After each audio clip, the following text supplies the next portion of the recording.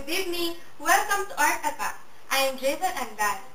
So, we are going to make a mini art. It is called Bookworm Bookmark. Here's a great way to make a cool-looking bookmark. You will need colored papers, scissors, pencil, folders, colored pen, black pen, and a book to test with.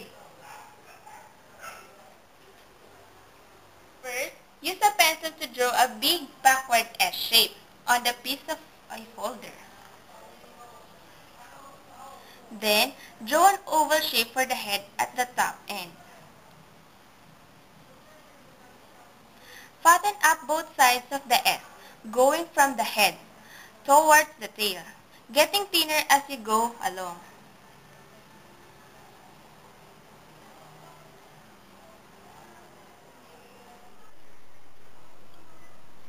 Now, use a black pen to go over the outline. It doesn't need to be perfect.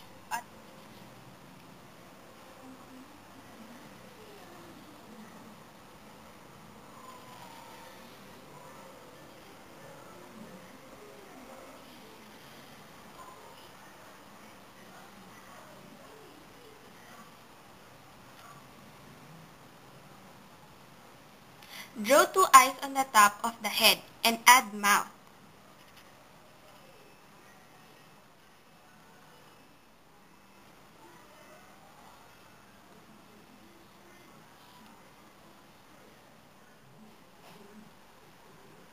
To turn this to a real bookworm, you need to draw a saddle in the middle.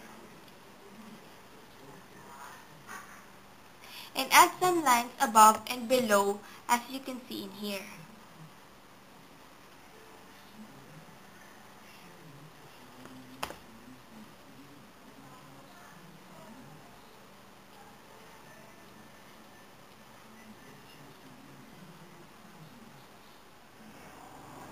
Now, cut it out, remembering to be very careful with the use of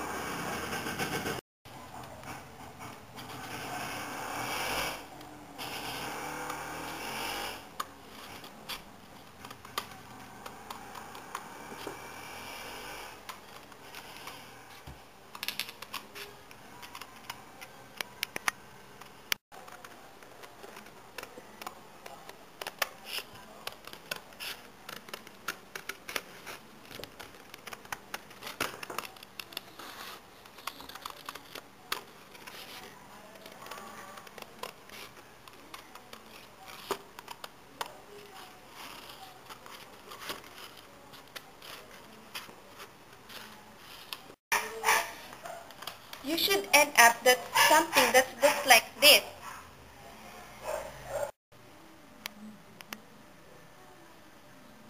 To make your bookworm grip the pages, you need to grip the half of the bookmark face, as you can see in here. But be careful to use the scissors and to grip all the head completely.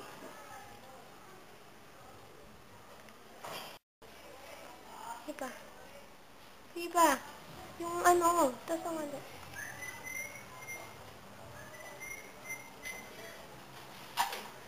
So, here's the finished product.